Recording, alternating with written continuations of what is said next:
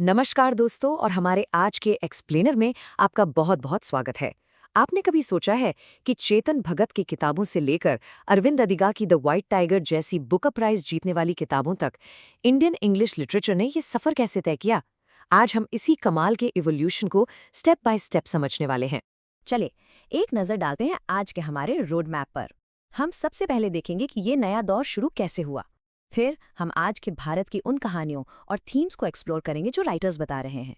हम कुछ बहुत बड़े लेखकों से मिलेंगे, उनके लिखने के अंदाज को समझने के लिए कुछ ज़रूरी लिटरेरी टर्म सीखेंगे और आखिर में हम ये सब जोड़कर देखेंगे कि आज का साहित्य असल में मॉडर्न इंडिया का आईना कैसे है। तो चलिए शुरू करते हैं सबसे बड़े सवाल से। इंडियन इंग्लिश राइटिंग में आखिर इतना बड़ा, इतना जबरदस्त बदलाव आया कैसे? वो कौन से मूवमेंट्स थे जिन्होंने सब कुछ बदल कर रख दिया? देखिए, ये टाइमलाइन हमें पूरी कहानी एकदम साफ-साफ दिखाती है। शुरुआत में हमारे जो राइटर्स थे, वो आज़ादी, राष्ट्रवाद और गांव के भारत पर लिख रहे थे। लेकिन फिर आया 1981, एक वाटरशेड मोमेंट, जब सलमान रश्दी की मिडनाइट्स चिल्ड्रन पब्लिश हुई। इस किताब ने भाषा के सारे नियम तोड़ दिए। और फिर 1997 में अरुंधति रॉय की the God of small things ने दुनिया को दिखा दिया कि भारतीय कहानियां कितनी पर्सनल, कितनी गहरी और कितनी पावरफुल हो सकती हैं। इन दो किताबों ने ही आज के साहित्य का दरवाजा खोला है। तो ये नई कहानियां हैं क्या? आज के राइटर्स किन विषयों पर बात कर रहे हैं जो मॉडर्न इंडिया के नब्ज को पकड़ते हैं? आइए इन नई आवाज़ों को ज़रा गौर से सुनते हैं। सबसे पहले बात करते हैं एक ऐसे ट्रेंड की जो बहुत ही ज्यादा पॉपुलर है, जिसे हम मार्केट फिक्शन कहते हैं। और आई एम श्योर आप में से कई लोगों ने इसे पढ़ा भी होगा। मार्केट फिक्शन इतना बड़ा हिट इसलिए हुआ क्योंकि इसने लिटरेचर को बड़े बड़े क्रिटिक्स के हाथों से निकालकर आम जनता तक पहुंचा दिया। जैसा आप स्लाइड पर देख सकते हैं, इसकी भाषा बहुत सिंपल होती है, जिसमें इंग्लिश का खूब इस्तेमाल होता है। और इसकी कहानियां वो मिडिल क्लास की उम्मीदों, उनके सपनों, जैसे आईआईटी में एडमिशन, पहली नौकरी, डेटिंग, इन सब के इर्द गिर्द घूमती हैं। चेतन भगत ने इसी फॉर्मूला को यूज करके कैंपस नॉवल को एक फिनोमिनन बना दी। अगला ट्रेंड बहुत ही फैसिनेटिंग है। इसमें हमारे राइटर्स अपनी जड़ों की तरफ, हमारे प्राचीन महाकाव्यों की तरफ वापस देख रहे हैं, लेकिन एक नए नजरिए के साथ। यहाँ सबसे बड़ा बदलाव कहानी कहने के तरीके में है, पर्सपेक्टिव में है। राइटर्स अब देवताओं को सिर्फ भगवान की तरह नहीं, बल्कि इंसानों की तरह दिखा रहे हैं, जिनमें कमियां हैं, जो गलतियां करते हैं। और सबसे जरूरी बात, वो उन फीमेल कैरेक्टर्स को आवाज दे रहे हैं जिन्हें हमेशा साइड में रखा गया था। जैसे चित्रा बनर्जी दिवाकरुणी की द पैलेस ऑफ इल्यूजन्स में पूरी महाभारत द्रौपदी के नजरिए से बताई गई है। ये गेम चेंजर था। चलिए अब बात करते हैं उन कहानियों की जो भारत से दूर विदेश में बसे भारतीयों के बारे में है। देखिए, ये सिर्फ घर की याद आने के बारे में नहीं है। ये कहानियां एक गहरी आइडेंटिटी क्राइसिस की बात करती हैं। ये उस फीलिंग की बात करती हैं जिसे अनहोमलीनेस कहते हैं। मतलब एक ऐसी कैफियत जहां आप न तो पूरी तरह से अपने नए देश के हो पाते हैं और न ही अपने पुराने देश को अब अपना घर कह पाते हैं। आप हमेशा दो दुनियाओं के बीच में फंसे रहते हैं।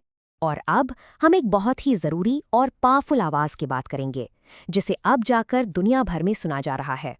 ये साहित्य बहुत ही ज्यादा महत्वपूर्ण है, क्योंकि ये जाति के नाम पर होने वाले ऑपरेशन की कच्ची, अनफिल्टर्ड कहानियों को सामने लाता है। और जैसा कि आप स्लाइड पर इंटरसेक्शनैलिटी शब्द देख रहे हैं, इसका मतलब है कि ये लिटरेचर सिर्फ कास्ट की बात नहीं करता। ये दिखाता है कि कैसे जाति, जेंडर और क्लास, ये तीनों चीजें मिलकर किसी इंसान के एक्सपीरियंस को और भी ज्यादा मुश्किल बना देती। वैसे तो इस दौर में कई महान लेखक हैं, लेकिन अगर आपको सिर्फ 3 नाम याद रखने हों तो वो ये हैं।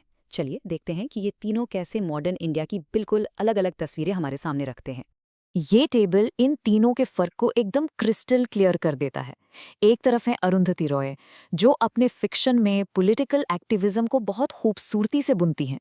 दूसरी तरफ है अमिताव घोष, जो एक स्कॉलर की तरह गहरी रिसर्च करके इतिहास के बड़े-बड़े कैनवस पर माइग्रेशन और क्लाइमेट चेंज जैसी कहानियां लिखते हैं। और फिर हैं अरविंद अडिगा, जो न्यू इंडिया के चमकते चेहरे के पीछे का अंधेरा, वो क्लास डिवाइड, वो सोशल ट्रैप्स हमें एक सिनिकल, तीखे अंदाज में दिखाते हैं। इस लिटरेचर को गहराई से समझने के लिए आपको कुछ खास शब्दों का मतलब पता होना चाहिए। चलिए 3 बहुत जरूरी टर्म्स को तोड़कर समझते हैं। पहला शब्द है हिंग्लिश। ये तो नाम से ही साफ है, हिंदी प्लस इंग्लिश। राइटर्स जानबूझकर अपनी इंग्लिश में हिंदी के शब्द और बोलने का अंदाज डालते हैं ताकि भाषा अपनी लगे, भारतीय लगे। सलमान रश्दी को इसका मास्टर माना जाता है। वो कहते हैं कि उन्होंने इंग्लिश को चटनीफाई कर दिया है, यानी उसे एक भारतीय चटनी की तरह एक नया मज़ेदार फ्लेवर दे दिया है। अगला है मैजिक रियलिज्म, यानी जादू यथार्थवाद। ये एक बहुत ही कूल टेक्निक है। सोचिए, आप एक कहानी पढ़ रहे हैं जो बिल्कुल रियलिस्टिक है, और अचानक कहानी का एक कैरेक्टर हवा में उड़ने लगता है। लेकिन कहानी में किसी को भी अजीब नहीं लगता, सब इसे नॉर्मल मानते हैं। बस जब जादू और हकीकत ऐसे घुल मिल जाएं कि उनमें कोई फर्क ही ना लगे, उसे ही मैजिक रियलिज्म कहते हैं। और आखिर में सबॉल्टर्न, ये एक बहुत ही इम्पॉर्टेंट टर्म है। इसका मतलब है समाज के वो लोग या वो ग्रुप जो पावर स्ट्रक्चर से बाहर हैं, हाशिए पर हैं, जिनकी कहानियां कभी सुनी नहीं गईं। जिन दलित राइटर्स की हमने बात की, बामा या मीना कंडासामी, वो सब पावरफुल सबॉल्टर्न आवाज़ें हैं जो अब अपनी सच्चाई खुद बयान कर रही हैं। तो इस सब का निचोड़ क्या है? इन सारी बातों से हम क्या समझ सकते हैं? आज का इंडियन इंग्लिश लिटरेचर आखिर है क्या? ये कोट पूरी बात को परफेक्टली सम अप करता है। अब हमारे लेखक पश्चिम को ये समझाने के लिए नहीं लिखते कि देखो इंडिया ऐसा है, नहीं, अब वो खुद इंडिया के लिए एक आईना बन गए हैं। एक ऐसा आईना जो हमारे समाज की आलोचना भी करता है, उसकी अच्छी बातों को सेलिब्रेट भी करता है और उसकी सच्चाई को परत दर परत खोलकर हमारे सामने रख देता है। और ये हमें एक बहुत ही दिलचस्प सवाल के साथ छोड़ जाता है। जैसे जैसे हमारा न्यू इंडिया बदल रहा है, उसकी कहानी भी बदल रही है। तो सवाल ये है कि इस कहानी का अगला चैप्टर कौन लिखेगा और कैसा होगा वो चैप्टर? क्योंकि ये कहानी ये तो अभी लिखी जा रही है। अगर आप ऐसे ही कॉम्प्लेक्स टॉपिक्स को आसान भाषा में समझना चाहते हैं तो और भी कंटेंट के लिए सब्सक्राइब जरूर करें। देखने के लिए आपका बहुत बहुत धन्यवाद।